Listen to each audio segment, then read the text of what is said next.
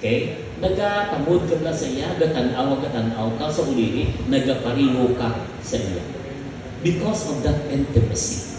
Tulog ka lang mag-asawa sa dugay ng haksanay, kaugdanay sa inyo balay, pareho ang tunog sa pahansin nyo, ang bubon nyo, lakat-lakat. Gapareho kay bunga na sa intimacy. Amo na siya ang process kung kita nag-pilgrimage pagkato sa Ginoo.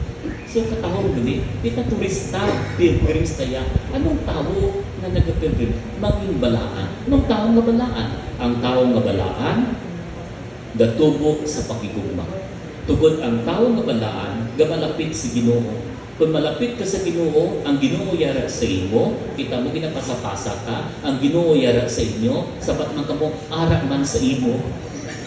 Nga, kay ginabatyag ko ari sa aton. Kung ang Diyos ari sa aton, gatubo kita na mahigugmaon.